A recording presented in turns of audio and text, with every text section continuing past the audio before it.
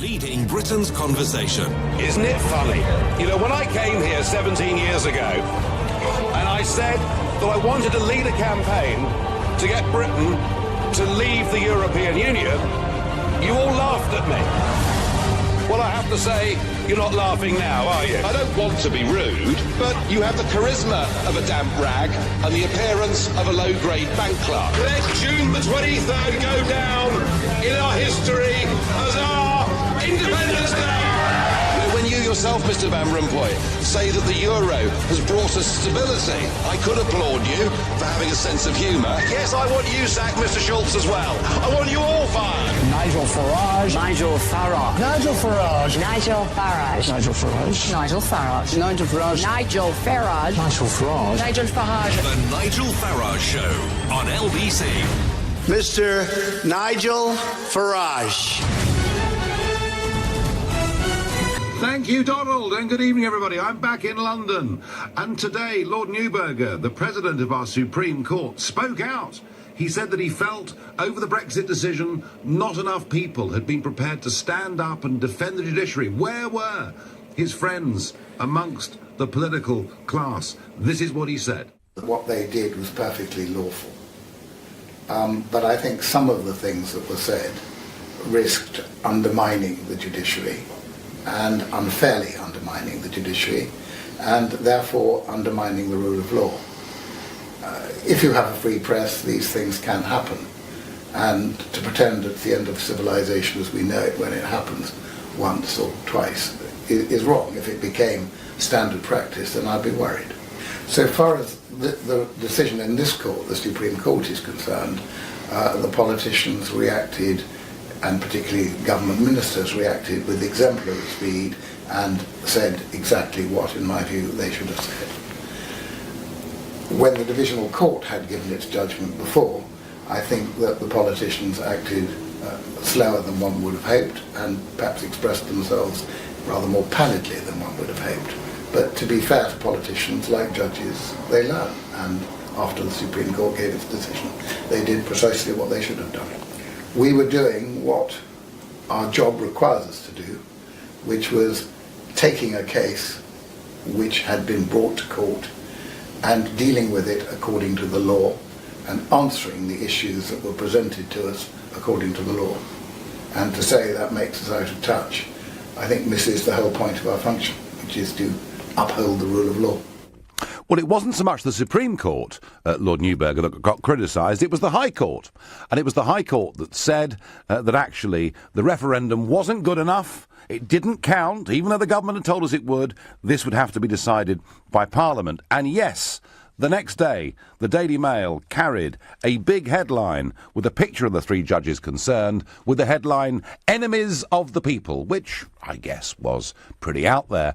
And to be fair, I was pretty critical too, and I was critical in particular of one of the judges, Lord Thomas, and the reason was that he had clearly been an activist for us to be integrated fully within the European legal system, and I felt it would have been better if he'd absented himself from the case.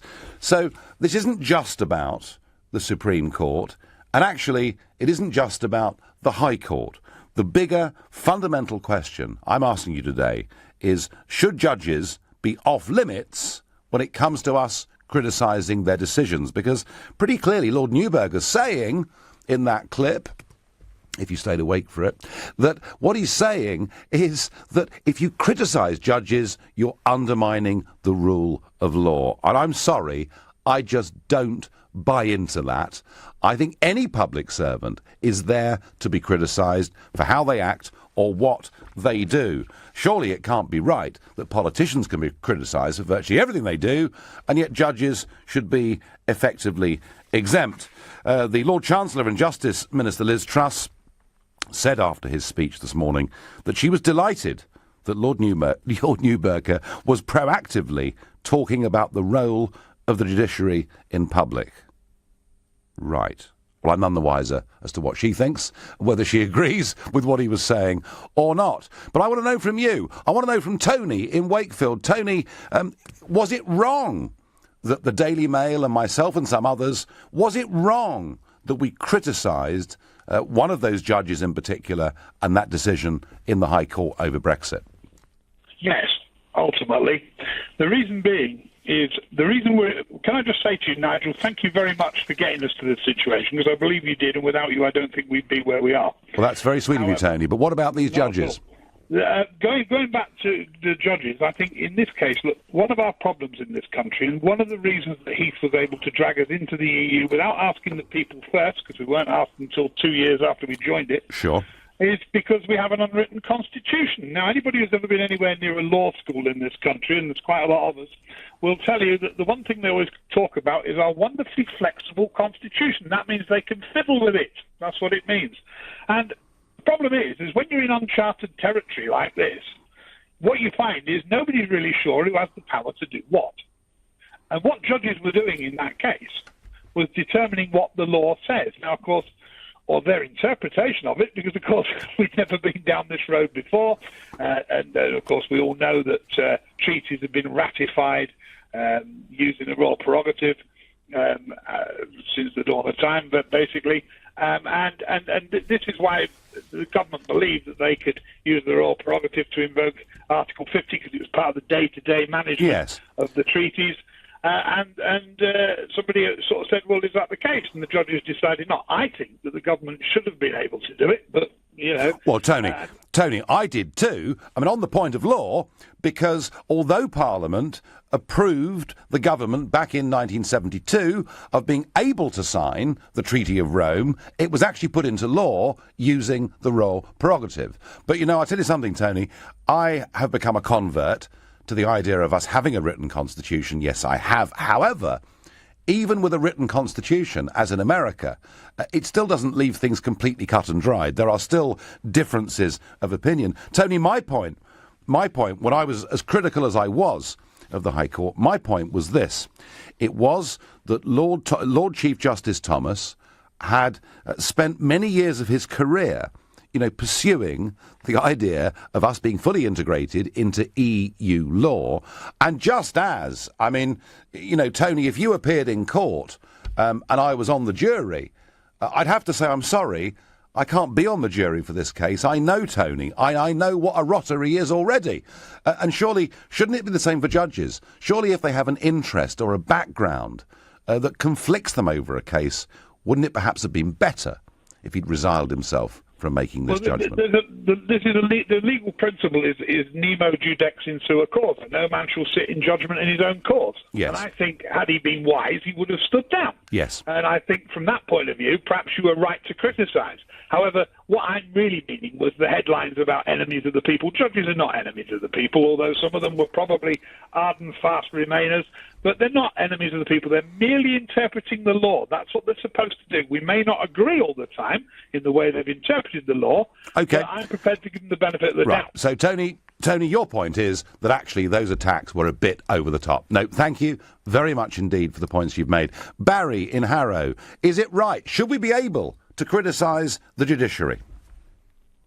It's a very dangerous precedent, is my answer to you, Nigel.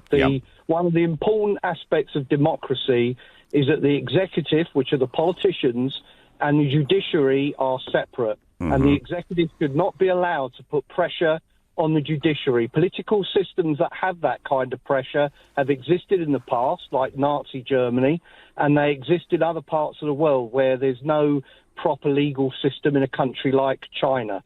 So I think the unaccountable, the third estate, like the Daily Mail, who Stanley Baldwin described as harlots, have to be very careful in stirring up public pressure to attack judges. Judges are interpreting the law. It's up to politicians to change the law if they feel the law is wrong.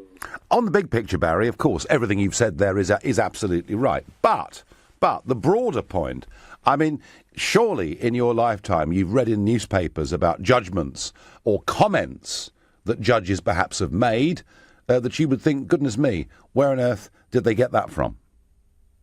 Yes, there have been cases where I think there was a case a few years ago in the criminal court. I think it was a rape case where a judge made a very ridiculous comment about the victim and quite rightly I think in those days it was the Lord Chancellor's Department, Yes. dealt with it. But that's not what this case was about. What the Daily Mail was doing was attacking the judiciary for interpreting this case about the referendum and its impact and who should decide it. And that is a major constitutional issue. And if we don't have separation of powers, Nigel, God help us. Yeah, no, Barry, I get that. I understand that. And, of course, traditionally, our judiciary has been very much less political than, say, America.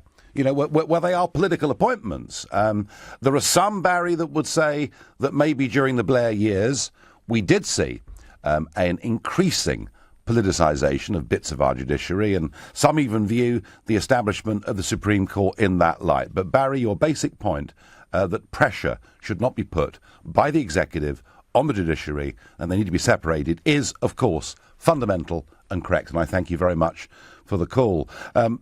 Text here, there's a big difference between criticism and emotional splurges making headlines, says Kate. Robert in Sittingbourne says the judiciary are getting too big for their boots and characters like Lord Neuberger should not be making public political statements. Well, I think, Robert, he would argue, actually, that he wasn't. And a tweet here, all holders of power must be scrutinised, even criticised by the public. And that point is made by Matthew Hatch. And I wonder what John, living in Ashton-under-Hill, makes of this debate. Good evening, Nigel. Thanks for having me on.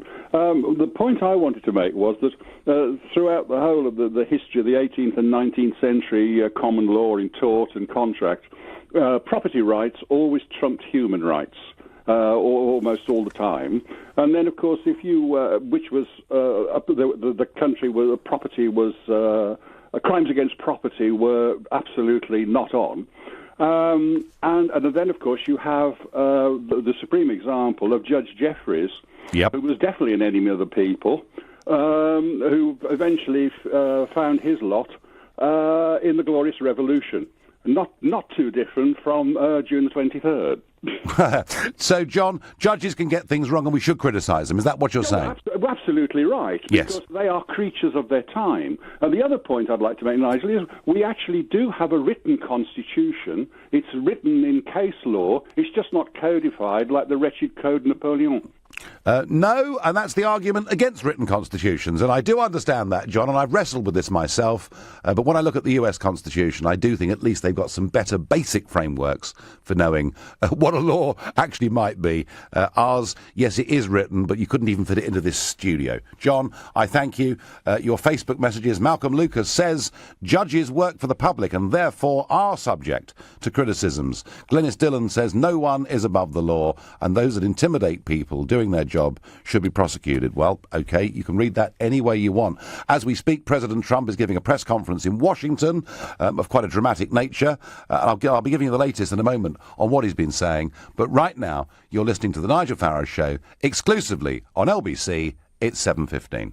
This is LBC, The Nigel Farage Show. Call 0345 6060 973. Text 84850. Tweet at LBC using the hashtag Farage on LBC. Britain's senior judge, Lord Neuberger, has said today that it's unfair, the level of criticism that was thrown at the judiciary in the wake of the High Court ruling on Brexit, saying the decision had to go back to Parliament. And I'm asking, are judges completely above and beyond criticism?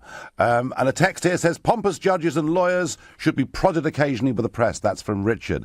They are human beings, subject to human error. So, yes, they should be open to evaluation and criticism, says Dave H. As a lawyer myself and a Leave voter, I think we can rely on judges to be legally impartial. Lord Justice Thomas would have been wiser to stand down, but the Daily Mail over-egged the pudding. Stuart from Wiltshire. Well, that was the point, Stuart, that I was making. I felt that in the case of this individual, just as a juror could not possibly sit on a case knowing the accused, that the same should have applied here. But I'm going to go further with this idea that judges should be open to criticism. I think, actually, they should be open to an even greater level of scrutiny. You know, it was only back in 1975 that we first put proceedings in the House of Commons on the radio. And it wasn't televised until the late 1980s. And now we would think it absurd, surely, if we could not see, Prime Minister's questions or whatever it was. We want to see and hear what is going on in that chamber. Now, we do televise the proceedings of the Supreme Court, but more often than not, they are pretty high, complex points of law. But I'm going to suggest that not only should we be able to criticise judges in some cases, not to attempt to destroy the independence of the judiciary, but to criticise them in some cases. And I think, just as we do in America and other countries, I think trials in this country, Crown Court trials and upwards, should be televised, should be covered properly by the media, so we can make our own minds up whether the money we spend, your money, you're paying it as taxpayers, whether that money is being spent on the right people. And that's my suggestion. I think even more transparency would be an idea. You may agree with that, you may disagree with that. Either way, to get involved, call me on 0345 60 60 973. Text me at 84850. You can tweet me at LBC, not forgetting the hashtag Farage and LBC. And you can watch the show live on LB's Facebook page. Now, Adrian in Islington, what do you think of this debate? What I think is I'd much rather have the rule of law rather than the rule of Farage soundbites or Trump soundbites in their respective countries. And, we've had 3 different layers of law here. So I don't mind them being challenged on a point of law. Yep. That's fine. But to be criticised by people like you on an evening show with your audience, nearly all of us will be inexpert in this. And to have this crucifixion by media is completely wrong. If you want to challenge them, then by all means hire a lawyer and take it on the point of law. Well, actually, but Adrian, trying to crucify them on the radio, and get people wound up because they because 3 different layers of judges, all of whom are legal experts, happen to disagree with you. By the way, I don't think you'd be protesting if they had done what you would have wanted. Well, Adrian, I'd rather have the rule of law than the rule of Farage soundbite. Adrian, you can do your Farage soundbites bit, and it all sounds very good. But at least I've been consistent. I said from the start that I thought it was very, very questionable that Lord Thomas should have been part of that High Court ruling, given his own interest in this subject. Surely that's a reasonable point to make. Well, maybe, but do you imagine that all of those judges, right? They are senior people. They will all have been very aware of current affairs. They'll all have watched that debate going along, all the way along the line. I can't believe that any one of those judges didn't have an opinion, one way or the other, on whether we should stay in or whether we should leave. So all of them will have had an opinion. The mere fact that one of them happens to have made it public doesn't necessarily invalidate him as an individual. Do you think any of the others would have failed to have had an opinion?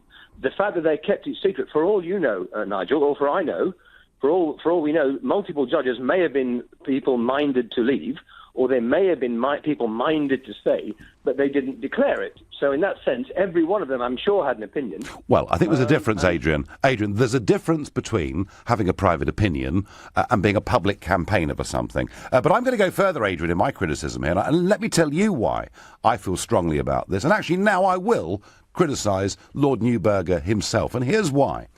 After that High Court judgment and the decision that it would go to the Supreme Court, UKIP, the only party in this country that has believed and campaigned for Brexit, and without whom I don't think anybody thinks there would have been a referendum, we, Adrian, applied, we made an application to the Supreme Court to put our case, to put our point of law, which very simply would have been that as the Treaty of Rome came into being using royal prerogative, surely the same should apply here. And do you know what, Adrian? The Supreme Court refused to take us, refused to hear our points. By the way, Nigel, did you apply to the lower courts? No, we didn't, because by this time Why not? Well, hang on. Why would it not have been equally relevant for you to apply to the other courts? Why wait for the Supreme Court? Why couldn't you do that? Because it had already gone to the Supreme Court, and that is why. Why didn't you apply? Because I'm 3 layers, hasn't it? So why didn't you apply at the first layer, appealing to the appeals court? Why didn't you put your case to the next level? Because we're a political party. We don't want to spend our lives on legal fees. You want to do it now. You're a political party. Why is doing it Supreme Court any different to doing it at the next level? Because we barely, to be honest with you, this went pretty much very quickly. This went to. Well, Adrian, I think it's and I am questioning.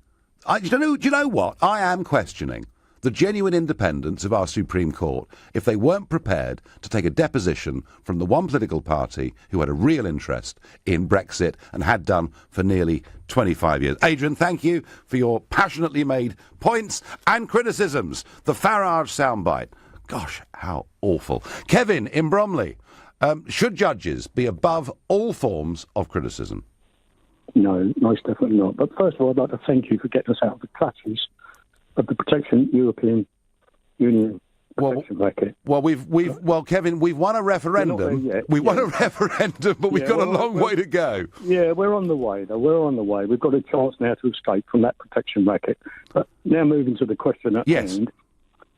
Quite definitely, they should be scrutinised and criticised. If you don't do that, you undermine democracy and the rule of law.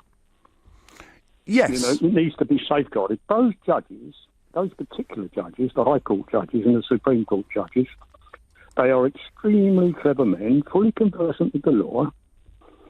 But what you've got to bear in mind is they are part of the establishment, they are part of the elite, and the bulk of them are pro-Europe.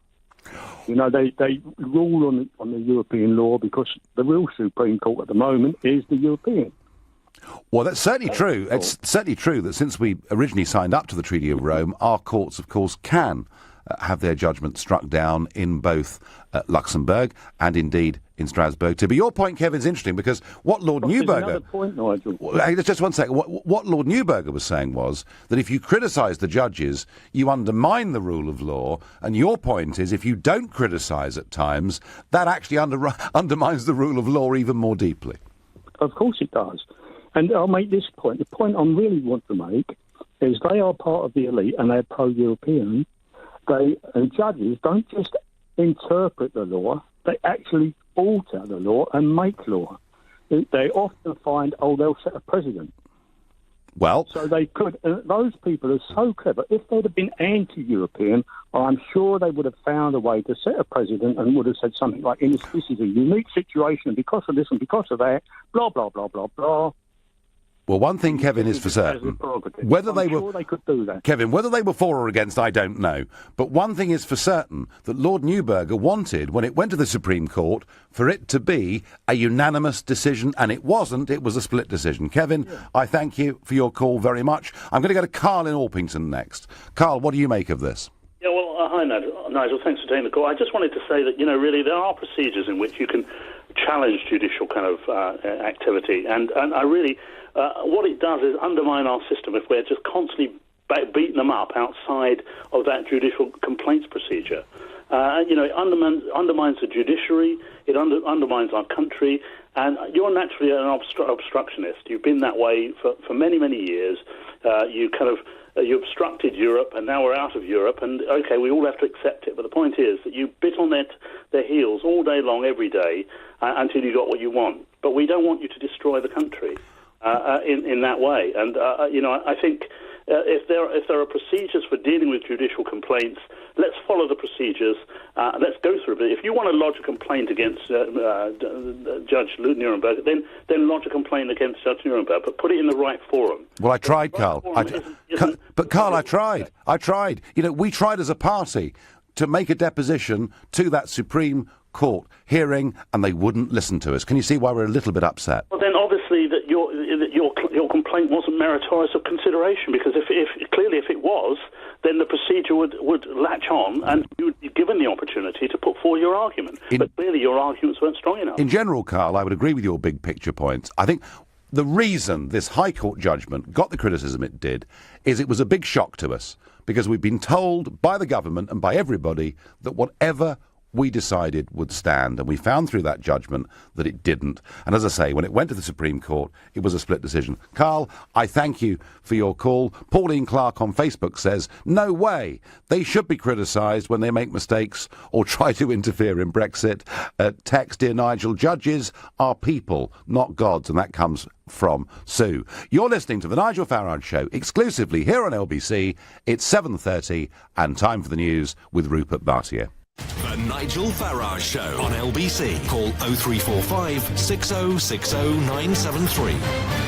Well, Lord Neuberger, our senior judge in the country, thinks it's wrong and unfair that he's been criticised and politicians didn't defend him. But before we get back to that, President Trump has just finished a press conference in Washington where he launched an extensive attack on the US media, saying the level of dishonesty is out of control. Trump also attacked the media for what he calls fake news and criticised the amount of government information being leaked. Let's listen to him. I called Mexico. It was a very, very confidential, classified call, but I called Mexico. All of a sudden, it's out for the world to see. It's supposed to be secret. Same thing with Australia. All of a sudden, people are finding out exactly what took place. Well, in politics, things do leak, and he intends to deal with it. And I have to tell you, if I was working inside the White House and I'd leaked, I would not want the Donald finding out. And interestingly, this comes on a day when there's some fresh opinion polling out in America. And would you believe it, today's poll shows 55% of likely American voters now support what the president is doing. His support in the country is going up very rapidly. And those comments about the media that he keeps on making, very interesting. The same poll asked people, was the media in America biased against Trump or was it in his favour? And 48% of voters said the media are biased against Trump, with only 12% thinking the media favoured Trump in any way. Something really fascinating is going on out there. And I think much of the liberal media establishment are just losing the trust of the public in much the same way our established political class have lost trust. But there's one other thing that Trump said in this press conference that I really think is worth thinking about. To drain the swamp of corruption in Washington, D.C., I've started by imposing a 5-year lobbying ban on White House officials and a lifetime ban on lobbying for a foreign government. He said he'd drain the swamp, and he's just made an incredible start. Can you imagine a British government saying that anybody that had worked in Downing Street could not work for a foreign government or a lobbying company? Goodness me, very often, before they got to the end of Downing Street, they've signed a contract with somebody else to be in lobbying, and you can love Donald, you can hate Donald, but I tell you what, he's doing what he said he'd do. And on Monday, I'll be broadcasting from Michigan, one of the great swing states, where I'm going to be going there and talking to voters who traditionally actually had been Democrat, but decided they'd vote for this man on this agenda. Love him or hate him, he's doing what he said he'd do. Now, back to the question at hand. Are judges so important, so fundamental, that we shouldn't even be allowed to criticise them? David in Ealing, what do you make of that proposition? Hello there, hi. Hi. Basically, I think you have to appreciate that criticism is completely different from intimidation, Nigel. Yes. And intimidation includes the idea that you are threatening the person that you are addressing. And I certainly haven't seen any sign of that in the news bulletins that you're discussing. So, I believe that the day that we abandon the ability for people to criticise the judiciary will be a very, very, very sad day for British democracy. So you think Lord Neuberger basically has got this wrong today? Absolutely wrong. Absolutely. Yeah. Well, David, very short call, but you couldn't be clearer, and thank you. Tweet here, Crown Court trials and above in this country should be televised. Well, that was the point I was making just about 20 minutes ago. I think they should. Text, the massive establishment backlash against Brexit shows the people require protection from them in the form of a written constitution. Judges are the establishment, Steve. Well, right or wrong, Steve, on that point, I guess they are the establishment, but I have to say that I am a convert now to the idea of us having a written constitution. It'd be much harder for Parliament to give away our sovereignty ever again if we enshrined it in some way. And your Facebook messages coming through. Keir Goldsmith says, not if they do something wrong, but all they did was to make sure the process of exiting the EU was being carried out correctly and according to the law. Just because the majority voted to leave doesn't mean you abandon the process. Keir, I get your point, but my point is we were upset because we were told that whatever we decided would stand. Ben Tucker says, Big Brother courts. Is that what you want? Vote to decide. Is Nigel guilty or not? £1 a phone call. Well, I can tell you that the new Musical Express, the NME, have today appointed me Villain of the Year, and I've beaten Donald Trump. I'm NME's Villain of the Year, and when this show is over, I'm going to go out and celebrate on the back of that. Caroline Laws on Facebook says, anyone can be criticised, but to put judges on the front page saying enemies of the state was just plain ridiculous. There seems to be, Caroline, a fair bit of agreement through all means, phone calls, your texts and tweets and Facebook messages. Everybody seems to think that headline was perhaps a little over the top. I wonder what Martin in Watford makes of this. Hi, good evening. Good evening. I just want to make 3 points, if I may. One, why don't you broaden the debate, not only for MPs criticising judges and their decisions, but the ordinary person, not man, but the ordinary person in the street has the right to challenge a judge's decision, and I'll tell you why. There have been so many decisions that have been made by judges which are crass stupid, and they've been challenged, and where they've given paltry sentences, that judge has been reprimanded and had to renew his judgment, and in fact became a proper sentence. So therefore, people have the right to Quite right. judges. Judges, you see, are not God. They put themselves up to be, but they are ordinary folks trying to interpret the law. Therefore, because they do that, they can be wrong. And because they can be wrong, everyone has the right to challenge a judge. That's my first point. Martin, you only get... this is only an hour's show, and I'm going to let you make that one point because you've made it beautifully, and other people want to get involved. But, Martin, you've made the point. They're human, they make mistakes, and through criticism, sometimes you can actually get a very bad judgment to be looked at again and perhaps changed. And I'm going to give you, Martin, in a moment, an example of that, and I thank you for the call. And I wonder what Jamie in Chester... Jamie, you're a barrister, I understand. I am, Nigel, yes. Yeah, so was it wrong to call the judges, the High Court judges, enemies of the people? Yes. Right, OK. But should people be able to criticise judges in some form? Yes. Right, OK. Do you want me to make the distinction? Please do. There is a clear distinction. Judges are not expressing their opinion when they rule on matters like the Supreme Court case. They are applying the law. And very often, judges will come to conclusions on the law that goes against their opinion of what the law should be, but they are bound to apply the law. Yep. You can criticise their application, their reasoning on the law, all you want. I do it regularly in my job. Yep. Criticising them solely because they've reached a decision that you don't like or a decision that is inconsistent with your beliefs, and criticising them in a personal manner by saying things like enemies of the people is wholly unacceptable. It's unacceptable for media outlets to do that, and my understanding of the way that you put across your disagreement with the decision is that was also put across in a way that's unacceptable. Now, I say that with a caveat that I read in various news outlets your reaction to the High Court ruling. Yes. And I didn't see any criticism from you on the basis of the reasoning of the decision, just the decision itself. So correct me if I'm wrong. No, you didn't appear to criticise them on that basis. No, my primary point, Jamie, was about Lord Thomas. That was my primary point. My secondary point, which you could argue around the houses, was that we'd use royal prerogative to get into the Treaty of Rome. Why couldn't we use it to get out? But my primary point was that I didn't really think one of those judges should have been part of that decision. Well, I understand that. I disagree with you on that, but I understand the point you make. Because, of course, it's important the judiciary needs to be independent. And if you have a concern that, for whatever reason, Lord Thomas wasn't, then it's fair enough you express that. But in the aftermath of that decision in the High Court, you were talking about leading a march on the Supreme Court.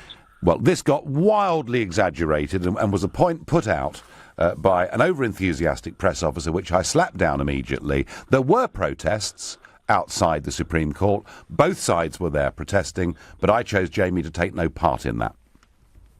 Okay, well, it was reported in the media. I know. If that's wrong, then it's wrong. Yeah. Wrong. We Either way. We could almost call it fake news. Jamie, thank you. You made your points beautifully. Jeff Ringham says on Facebook, yes, we should have the right to challenge judges. At the end of the day, they judge the law according to their own subjective opinion. Considering these judges are old people, many of whom are locked into old ways of thinking, this is because they don't live in the real world. I remember my 10-year-old once saying, Dad, it's not fair. I'm getting marked down at school. I said, do you realise my teachers are so old, some of them are even 50. Well, here's 52-year-old Nigel Farage saying you're listening to his show exclusively here on LBC, and it's 7:45. Leading Britain's conversation. LBC, The Nigel Farage Show. Oh, yes, we should be able to criticise judges, and here's why. Here's why, and it's a story that involves free speech, and it's a story, I'm pleased to say, that involves LBC. Because if we go back to 2012, Judge Peter Bowers said he was going to take a chance on burglar Richard Rochford, who raided 3 homes in 5 days, telling him it takes a huge amount of courage, as far as I can see, for someone to burgle somebody's house. Shall I just say that again? Judge Peter Bowers said it takes a huge amount of courage, as far as I can see, for somebody to burgle somebody's house. Well, as you can imagine, there was a bit of a furore. And David Cameron, the Prime Minister, quite rightly said that burglars were not brave, but they were cowards, and their crimes were hateful. And the Lord Chancellor, Chris Grayling at the time, and the Lord Chief Justice, Lord Judge, considered his comments to have damaged public confidence in the judicial process. And they said this in response to one of the complainants, who was a certain Nick Ferrari of the LBC Breakfast Show. Anyway, as a result of all of this, Judge Bowers was issued with a formal reprimand. OK? So Nick Ferrari, on his show, openly criticised the judge, along with others, and the Lord Chancellor and others said, do you know what? This criticism is just, it's right, and it's fair. It's outrageous what this judge has said. What signal is that sending to people in this country? And he got a formal reprimand, and I'm certain if he ever did it again, he probably would have finished being struck off. So we have to be able to criticise, but, and I take some very intelligent calls and points we've had tonight, not to undermine the independence of the judiciary, or to be seen to be moving towards a country where the executive, the government, could influence judges' decisions. And I think that is really, really important. Barbara Birch on Facebook says, if you can't question judges' decisions, you might as well go and live in North Korea, where you can't criticise anything. Well, you can always leave North Korea and get murdered at an airport, as happened, of course, just today. Steve in Worthing, is it right that judges should, at times, be criticised? You mean enemies of the people? Well, that's what some thought. That's a bit inflammatory, isn't it? No. Right, yeah. I mean, yes, they absolutely should be criticised. And with regard to the law, I mean, the laws in this country, you know, are seriously at fault and need to be changed. I mean, you've got a situation, depending on one part of the country, you know, a law will be passed, or judgment will be passed one way, and another part of the country it will be passed totally differently. You know, I think you've got a lot of these laws are out of date, and I would say with regard to the law, not just the judges, you know, they've done a very good job legally protecting people like Abu Hamza, Anjam Chowdhury, you know, but what about, we've got, as I understand it, 3,000 cases of female genital mutilation. You know, what's the law and the judges done to sort of protect them also? Well, they have to have proof, Steve, don't they? I mean, you know, somebody can be accused of something, but you have to have absolutely incontrovertible proof, and a jury has to be persuaded of that as well. Yeah, okay, fair enough, but it is appalling that we've got a situation, you know, I believe that the majority of them have been sent to Pakistan where they've had this done, although, you know, allegedly some of it's actually happened over here. But I remember not so long ago, it was stated there was about 100 cases. Then it went up to 1,000. I know. And now it's 3,000. This is appalling. Steve, the law is not perfect. And you talked about Abu Hamza, who, of course, invoked the human rights law, much of which we inherited and, in fact, maybe enhanced from the European Union. And maybe getting back an independent judiciary will, medium to long term, be one of the benefits, Steve, of us getting out of the European Union. Liz Weston says if judges are always right, then there would never be a court of appeal, and miscarriages of justice couldn't possibly ever happen. Robin Pearce says if the High Court judges are genuinely concerned about parliamentary sovereignty, then why do they want to stall Brexit, which will restore parliamentary sovereignty? Well, Robin, it's gone now. And I've just got one here. You can love Donald, you can hate Donald, but he's doing what he said he'd do. Comes in by tweet. Connor in Hull. Were these judges enemies of the people, or was that completely over the top and, in fact, maybe an attack on the independence of the judiciary? Hi there. First off, congratulations on the NME Award. Thank you. I'm delighted. Very impressive. Best thing that's happened to me for a long time. Yeah. No, I'm very impressed. I think the idea that decisions of judges are somehow sacrosanct and that you're not allowed to criticize it is absurd. As you say, these journalists are not the government. They are free-born citizens, and they should be free to say whatever they choose to, and they are protected by freedom of speech, especially when what they're saying is true. They are enemies of the people. The people are ultimately the sovereign power in this country. We made a decision, and the government was simply trying to enact it. This isn't about the independence of the judiciary. Judges have not been acting independently in this country for some time now. You always see them... Do you really feel that, Connor? Do you really... Yeah. You see them reaching these crazy decisions that clearly reflect their own prejudices and priorities rather than an honest and dispassionate application of the law. The judiciary are very often the enforcers for political correctness, which is completely at odds with the views of most normal people. They, for example, they'll routinely allow dangerous foreign criminals and illegal immigrants to stay in the country because they had a kid or married another illegal immigrant or bought a kitten or whatever. Well, Connor, isn't this? Sure. Didn't a lot of this happen because we were members of the European Union and we saw European law being incorporated into British law and being enshrined in a Human Rights Act? And don't we now have the opportunity with Brexit to get rid of some of this stuff? I would agree with you there, but I think it's part of a wider... the spread of political correctness has gone into all of the institutions. It's not just the judiciary. Right. Connor, I'm losing you, but I get your point. The world's become too politically correct, including our judiciary. That's what Connor from Hull says. What does Nikki from Mill Hill have to say on this? Hi, Nigel. Hello. I don't think... I think the judges need to have accountability, which they don't have.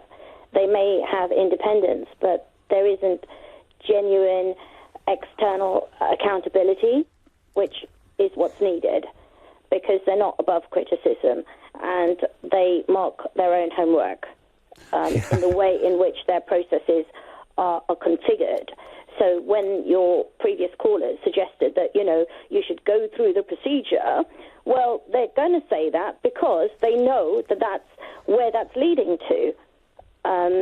They divide the fact that the kind of decision that the logic that the judge uses versus his own personal prejudices. Yeah. But often those two are interlinked. And it is fair to say, Nikki, that the law is complicated and there is perhaps, in many cases, more than one reasonable interpretation, isn't it? Exactly. So if it's not black and white, what has to be done, it's the interpretation. Yes. Most of it is interpretation. Yeah. Well, Nikki, I'm not pretending they've got an easy job at all. They certainly haven't. But I do think if they really get it wrong, we should be able to criticise them. Nikki, thank you. And my last caller this evening is Jay from Tottenham. Jay, should we be able to criticise judges? Oh, of course we should. As a member of the public, it's obscene to suggest otherwise, frankly. But in the judge's defence, I should say, as someone who's a Master of Law student, yep. When it comes to any kind of judicial proceeding, judges have essentially four methods in which they're allowed to interpret laws. So this is a very quick legal lecture for your audience, but the first method is what's referred to as the literal interpretation, where you read the law almost like a contract, if you like. So you read the law exactly as it's said. So it's the kind of... I'm going to have to hurry you, Jay. I'm going to have to hurry you. You've got 25 seconds to make your point.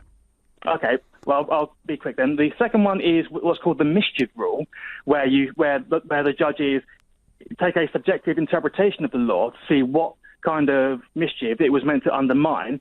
And then there's the fourth one, which is known as parliamentary interpretation, which is where you look to what Parliament wanted to undermine by introducing the statute and then making your decision on that basis. Given the complexity of this, Jay, would it be simpler for us to have a written constitution? Would that make things a bit clearer? Oh, absolutely. Yeah, without any question at all. Terrific. Jay, I'm going to have to let you go. You were the last caller this evening. I thank you. Great phone calls, lots of text, tweets and Facebook messages. And my final thought is simply this. Yes, the independence of our judiciary is crucial. It's sacrosanct. But if a judge clearly has an interest in a case, he or she should not be sitting in judgment. That was why I criticised what came out of the High Court originally on the Brexit ruling. But we must be able to criticise judges as Nick Farage did, and the man got reprimanded. And let's televise our courts and make it all more accountable. You've been listening to the Nigel Farage Show here on LBC. I'm back on Monday at 7 o'clock live from Michigan. Coming up at 10, it's Ian Collins. But up next, it's Clive Bull. Thank you, Nigel. And coming up, Donald Trump has launched an unprecedented attack on the media, saying the level of dishonesty is out of control. So I'm asking, who's telling the truth, the media or the president? Also to come...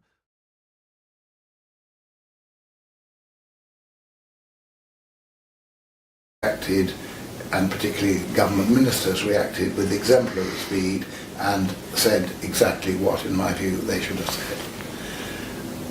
When the divisional court had given its judgment before, I think that the politicians acted slower than one would have hoped, and perhaps expressed themselves rather more pallidly than one would have hoped. But to be fair to politicians, like judges, they learn, and after the Supreme Court gave its decision, they did precisely what they should have done. We were doing what our job requires us to do, which was taking a case which had been brought to court and dealing with it according to the law and answering the issues that were presented to us according to the law. And to say that makes us out of touch, I think misses the whole point of our function, which is to uphold the rule of law. Well, it wasn't so much the Supreme Court, Lord Neuberger, that got criticised. It was the High Court. And it was the High Court that said if you stayed awake for it, that what he's saying is that if you criticise judges, you're undermining the rule of law. And I'm sorry, I just don't buy into that. I think any public servant is there to be criticised for how they act or what they do. Surely it can't be right that politicians can be criticised for virtually everything they do, and yet judges should be effectively exempt. The Lord Chancellor and Justice Minister Liz Truss said after his speech this morning that she was delighted that Lord Neuberger was proactively talking about the role of the judiciary in public. Right. Well, I'm none the wiser as to what she thinks, whether she agrees with what he was saying or not. But I want to know from you. I want to know from Tony in Wakefield. Tony, was it wrong that the Daily Mail and myself and some others, was it wrong that we criticised one of those judges in particular? Sir Nigel Farage. Thank you, Donald, and good evening, everybody. I'm back in London. And today, Lord Neuberger, the President of our Supreme Court, spoke out. He said that he felt, over the Brexit decision, not enough people had been prepared to stand up and defend the judiciary. Where were his friends amongst the political class? This is what he said. What they did was perfectly lawful. But I think some of the things that were said risked undermining the judiciary, and unfairly undermining the judiciary, and therefore undermining the rule of law. If you have a free press, these things can happen. And to pretend it's the end of civilization as we know it when it happens once or twice is wrong. If it became standard practice, then I'd be worried. So far as the decision in this court, the Supreme Court, is concerned, the politicians Actually, the referendum wasn't good enough. It didn't count, even though the government had told us it would. This would have to be decided by Parliament. And yes, the next day, the Daily Mail carried a big headline with a picture of the three judges concerned, with the headline, "Enemies of the People," which I guess was pretty out there. And to be fair, I was pretty critical too. And I was critical, in particular, of one of the judges, Lord Thomas, and the reason was that he had clearly been an activist for us to be integrated fully within the European legal system, and I felt it would have been better if he'd absented himself from the case. So this isn't just about the Supreme Court, and actually it isn't just about the High Court. The bigger, fundamental question I'm asking you today is, should judges be off-limits when it comes to us criticising their decisions? Because pretty clearly Lord Neuberger's saying in that clip,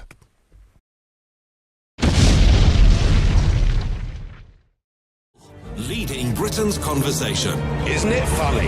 You know, when I came here 17 years ago, and I said that I wanted to lead a campaign to get Britain to leave the European Union, you all laughed at me. Well, I have to say, you're not laughing now, are you? I don't want to be rude, but you have the charisma of a damp rag and the appearance of a low-grade bank clerk. Let June the 23rd go down in our history as our Independence Day! When you yourself, Mr. Van Rompuy, say that the euro has brought us stability, I could applaud you for having a sense of humour. Yes, I want you sacked, Mr. Schultz, as well. I want you all fired. Nigel Farage. Nigel Farage. Nigel Farage. Nigel Farage. Nigel Farage. Nigel Farage. Nigel Farage. Nigel Farage. Nigel Farage. Nigel Farage. The Nigel Farage Show on LBC. Mr.